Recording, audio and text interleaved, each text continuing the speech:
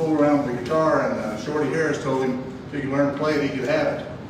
He started writing songs, and he said, would you mind coming Tuesday night and giving us a hand? And I thought she wanted to move a piano or something. She asked me to be on the board of directors, and so I've been here ever since. Are you from Pampa? No, I'm from Amarillo. Okay. I came here from El Paso.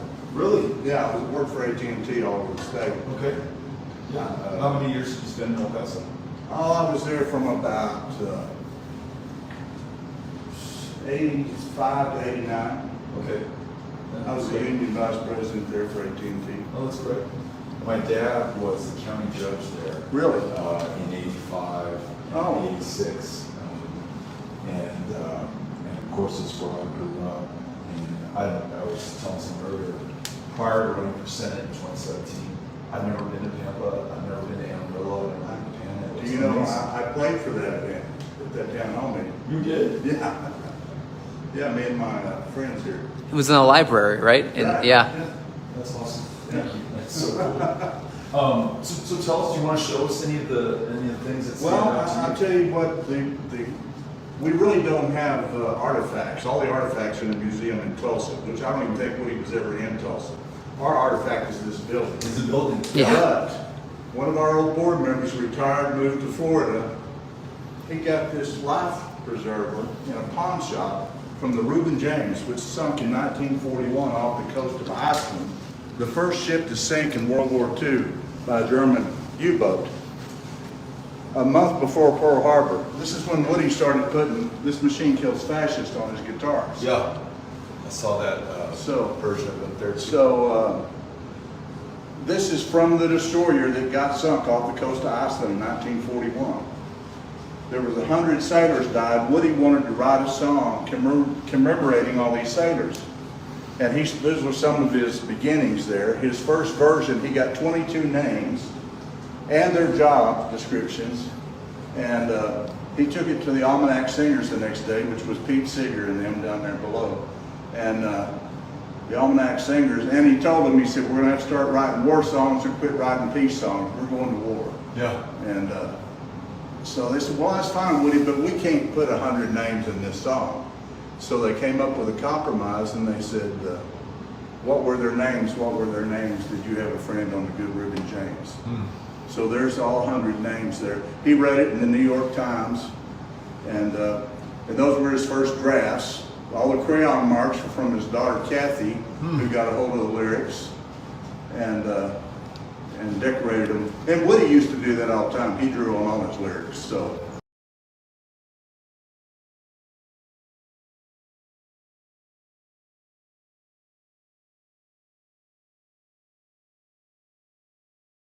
She didn't think there was anything wrong with that.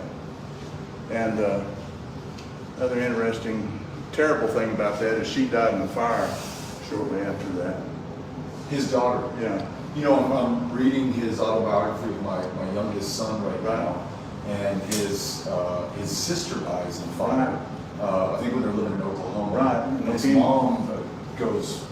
Yes, Huntington's. His dad got burned in a fire. Woody got burned in a fire. Yeah. One of their houses burned down in Okima when he was there. So fire was a big part of his life. Yeah. And he lost his sister when he was about 6 or 7. She was 14. Yeah. That scene where she's cleaning the stove. Yeah. And it's so sad. Yeah, it's terrible. And Woody was like I said, 6 or 7. They had just lost the house they were living in a tornado, and the house before that burned up. Yeah. So I mean, before he's 7 years old, he said, and his dad loses everything. Right. He goes from middle class to flat broke. Yeah. Trying to get his wife cured, taking her to all these doctors, and they can't figure out what's the matter. And she's just disconnected from him and his siblings after that. And then there's that scene where he goes to live with his grandmother, and his cousins kill the cat or the kittens. Or anyhow, there's some really tough. One of his favorite things to do with his mom at the end was take her to see Charlie Chaplin in the Bristol Theater in Okima, Oklahoma, which is still there, and they have music events there. And That's amazing. he would take her downtown, take her to the movie theater because in the dark, people couldn't stare at her, and people tended to stare at her when she walked down the street because she didn't take care of herself anymore. And she had been one of the most beautiful women, Kima. And he was really, he tried to protect her. Him and his brother would tell lies and clean up the house for her and try to fix food and try to cover for her all they could. It was really a tragic childhood, but you never saw him feel sorry for himself. You don't hear that in anything that he writes or says, because everybody was going through hard times. That's right. And I think he just saw himself as one of the people. I was going to say, he not that he wanted anything bad to happen, but he enjoyed the hard life, because there's the moment where he finally makes it from Pampa to his aunt's house in California in this lap of luxury, and there's a servant who opens the door and maybe even air conditioning coming out, and he's about to walk in, he's like, you know what, I don't want this shit. That's And not turns around. his aunt's house. Yeah. That's a woman that he has an affair with. Oh, really? Yeah. But he calls her his cousin or Yeah, his... she's not. Yeah, I got you. Oh, hear the story. Oh yeah, he had an affair with that one. It's in Bound for Glory. Okay. And he tells her that in that scene right after that he's married and that he can't stay there and can't believe that she lives like this. Huh. But not right at the beginning. He has a tryst with her first, and I got you. he I may be reading the G-rated version for this one. I remember that first time. yeah. Oh. And he She got a picture of the both of us. oh yeah, Is that from 2018? it is. Yeah. Yeah. That's amazing. you are our archivist of the Can I have a campaigns. picture of you outside the store? Yeah, Yeah, that's with your well, I've always wanted to come in. Every time we come here. Well, I just had 2 visitors today, this afternoon. I came and opened up right after lunch for Thelma Brave's grandchildren that were in town visiting her. Like I said, she just turned 99. She's the lady that started this place. And she read the book, Woody Guthrie, Alive by Joe Klein, and realized that when she was in grade school here in Pampa, that Woody was working in this drugstore. And she said, we got to do something to acknowledge this man. And so she goes to a town hall meeting, and they say, she brings up the topic, and they say, Woody Guthrie was a communist and an atheist, and we'll have nothing to do with him in Pampa, Texas. Which neither one was true, but she didn't let that deter her. I love that. And she was, She's a great spirit. she got all kinds of things done in this town. She started the garden club and the hiking bike trail and sculptures, and she was very, very active. She was a widow from World War II and worked for the post office, and she spent her time doing anything to help Pampa and help people in Pampa. I was trying to paraphrase, because I can't quote, because I don't remember it, the great phrase about I don't like a song that makes you feel like you're too fat. You have that up here? Sure do. Figured you would. You just have to figure out where it's at. Oh, it's right here by the door. I just recently moved stuff around and put in a new carpet, and we got paint right here. Yeah. An interesting story behind that song too. Oh man, that is just the best. There was a song that was popular right then. He was in the Merchant Marines in World War II and got torpedoed 3 times. But there was a song out called Born to Lose that was a hit on the radio in the States. And they would get these records on the ship. And he would throw these records overboard. I mean, you're fighting a war, you don't need a song called Born to Lose. So I really believe that has something to do with this quote. Oh my God, that's great. And it's a very popular song. Eric Clapton did a remake of it. It's a good song, but it didn't fit at the times and his temperament. And he wrote songs as This Land Is Your Land was an answer to Kate Smith's God Bless America. The original title was God Bless America for Me. He thought that that song was too, it didn't speak to the common people of the country. He wanted something that was more for the people. And This Land Is Your Land became kind of a second anthem. Yeah, it sure did. Of course, the first 3 verses, the last 2 verses are left out in most of the school books and the ones that I learned. But you know, that song was interesting because it never was on the radio. It didn't make it the normal ways. It made it through the grade schools across the country. And Woody and his wife, when his daughter was little, Kathy, the one that drew on the song lyrics over there, he wrote all these songs for her instead of writing songs with his group, and much to their chagrin.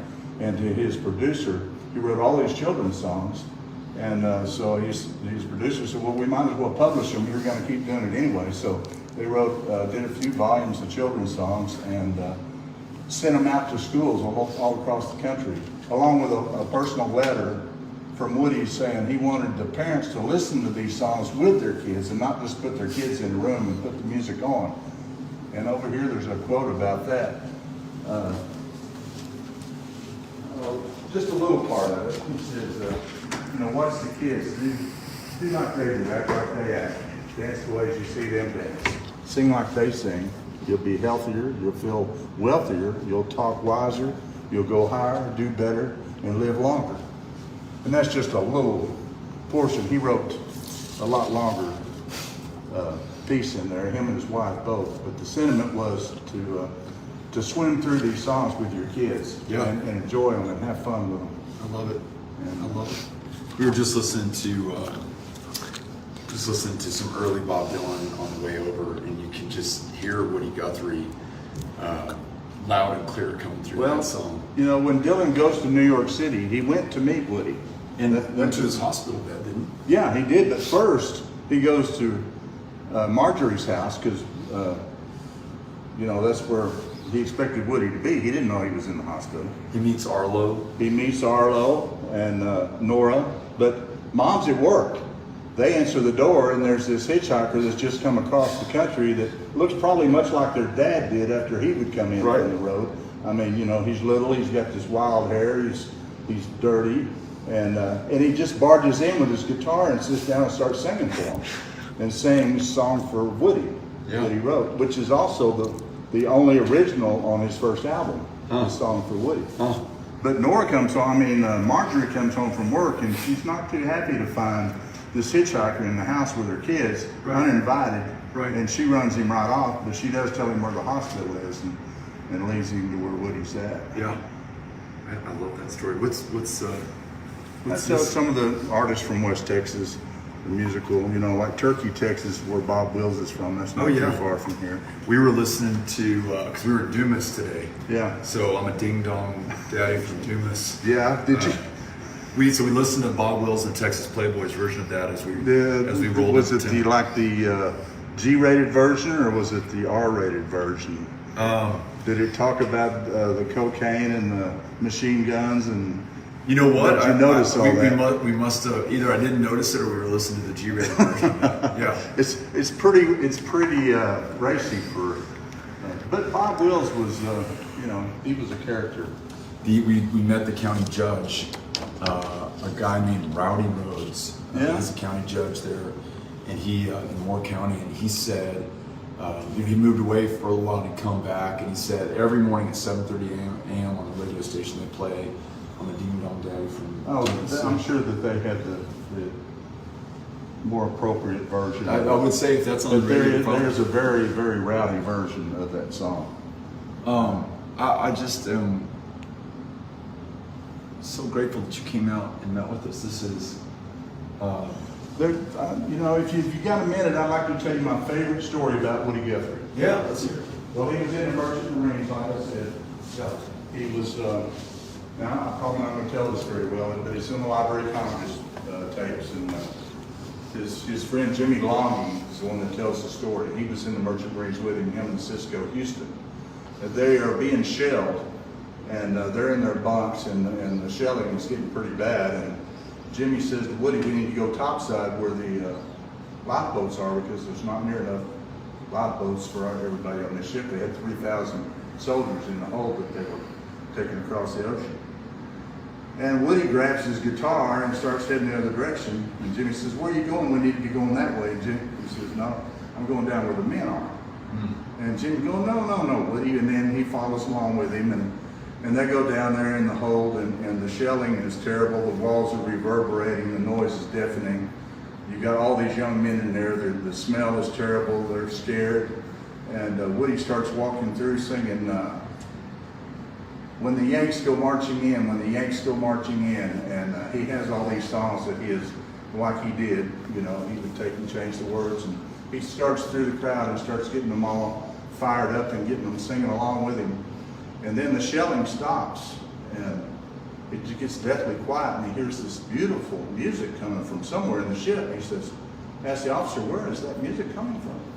He said, "Well, that's the black soldiers. They're in the head over here, you know, it's segregation." And Woody said, "Well, I need to go where they are." And the officer says, "Well, segregation, you can't do that." And Woody said, "Well, I'm not in your army. I'm the entertainment committee on this ship, and I want to go where they are."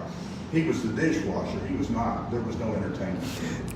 But Jimmy Loggy is studying to be a lawyer, and so anyway, Jimmy talks the officer into taking them where they want to go, and so they come into this room, and all this singing is happening, and these guys are singing hymns, and this big non-com is leading them, and they kind of freak out, and Woody walks in because they're not used to seeing white folks come in there, and so Woody said, don't stop, I want to hear you sing, you know, and they're going, well, you know, they're really uncomfortable. And he said, look, he said, you guys, you sound great. He said, why don't you be my backup singers, and let's go over here where the other men are, and let's entertain them.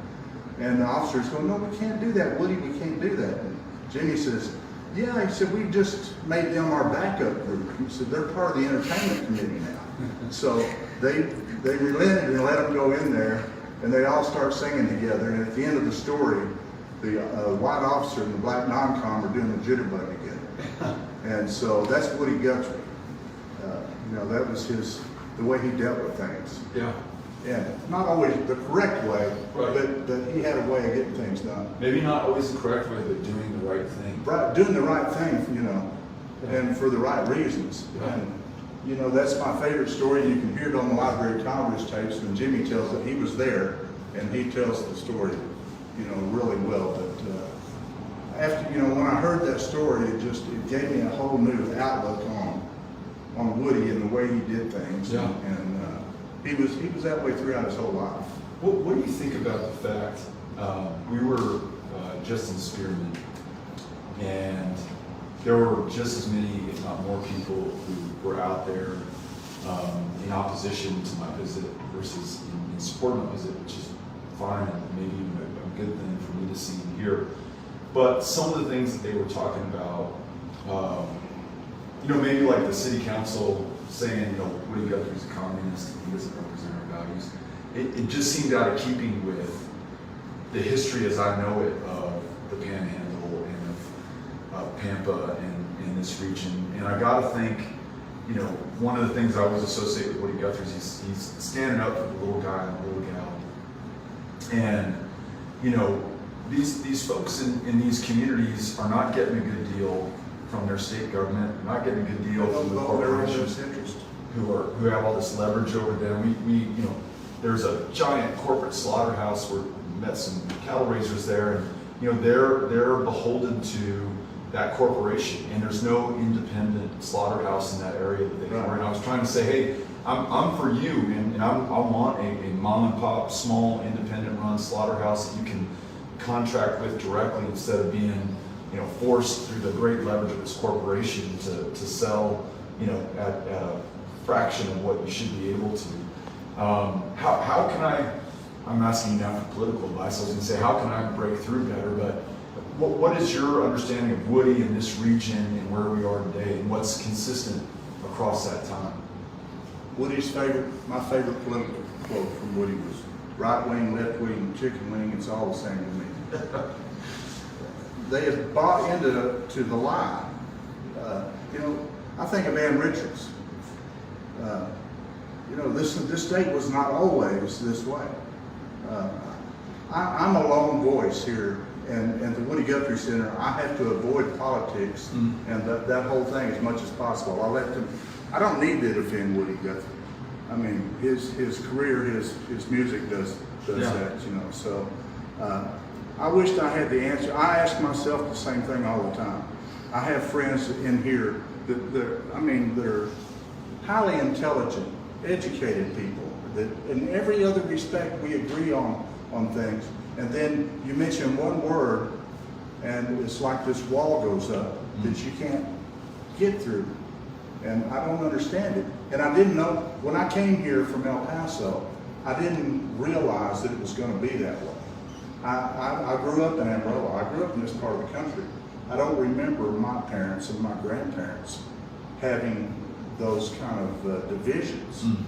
Do you think it's because, I wonder if in part it is the fault of Democrats for so long not showing up in these communities, and the way I see it, the way I've heard from people, when Democrats don't show up, the Republican office holders really don't have to compete for the vote or be held accountable. So there's any competition.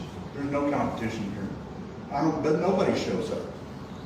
It's not just the Democrats don't show up. The Republicans don't show up either. They don't have to. Yeah.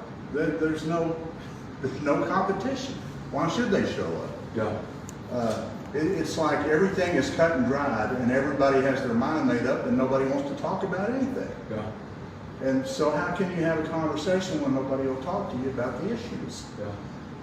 And the thing about it is we mostly agree on what needs to be done. On the big things we do. Yes, we do. But you mentioned one word, and you know what that is.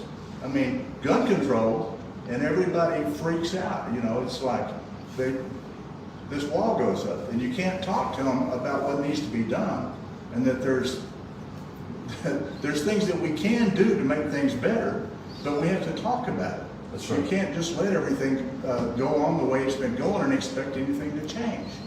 And everybody wants things to change.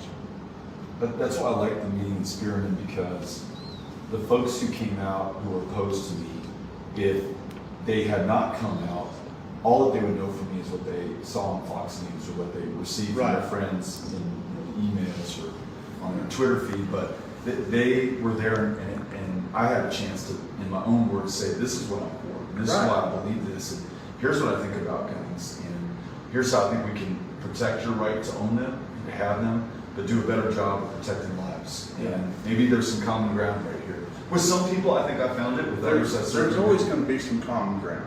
Yeah. You know, things are not that cut and dried. People want it to be that way. I don't think anybody wants to do the work that needs to be done because it goes against what their neighbor might think or what their, I don't know. It's just a conversation we can't seem to have anymore. And I'm really disappointed in that whole thing. You know, I've been watching the hearings, the January 6th hearings, and I know that all this stuff comes out that we all knew all along. There's no surprises really. I mean, although there have been some bombshells, but we all knew all this stuff anyway. But the people that need to be watching it are not watching it. Right. They're not. Fox News is not showing them. That's right. You know, of course not. I think somebody did like a split screen of, you know, CNN had the hearing live, and Fox News, there was a bear trying to get out of the drainage ditch. That was what they were showing, that they felt like their viewers needed to see instead of these live ads. I don't want it to all go back to one person being responsible for the division in this country. I feel that way a lot of times, but the problem was there before that. Yeah. You know, we elected this guy. So, you know, the problems were there before that man was in office. Agreed. So, you know, where do we find the common ground? You know, I think Biden has done the best he can under the circumstances, but, you know, it's been a perfect storm for him. And I don't think anybody could have made the public happy with the circumstances that he's had to deal with. So, how that votes for the party, not real well. Yeah, not nationally. Interestingly, in Texas, though he is not popular in Texas, it doesn't seem, at least so far, to be connected to us and what we're trying to do. I think people understand we're Texas, we're here. You know, we're focused on listening to people. Well, you know, in their we've got a big issue that just happened here recently in the Supreme Court, and I think there's a lot of people that don't agree with that, with all the decisions that they made here lately, and the way that they went about it. Agreed. And so I think that's gonna help in the long run. But I'm not sure about that, but I'm hoping. All we can do is what we're doing right now, showing up for people, listening, giving folks an opportunity to be part of this, making the case, and then ultimately, we trust in the people of Texas, they'll decide, and we'll take it from there. But I appreciate what you're doing, and Thank you. going into the lion's den, so to speak, and being willing to listen to the opposition, because that's what it's going to take. You know, we have to be able to have these conversations, difficult as they are. It's important. Absolutely. Can I buy some t-shirts and hats, and I'll take these back to my kids? I've got some out over here. I'm sorry, you know, we had jam sessions on Friday night, so all the children Okay. on last night. And I've got some that say Woody Guthrie, and then some that say this land is your land. I've got some more sizes over here, these are smalls. Most of them that I have are the black ones that say, Woody used to live here too. Which, one of our ex-board members wrote a song to that effect, that Woody used to live here too. And, That's cool. so all the small ones are gonna be right there. Yeah, you want to do this one? Sure.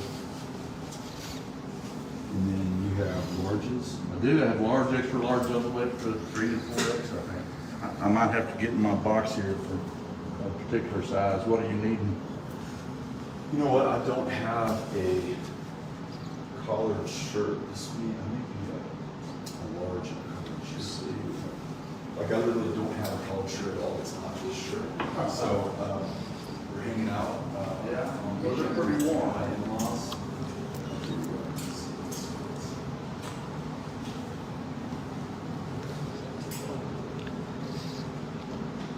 Tom must be dangerous. She's got my people. And so you have baseball characters, right?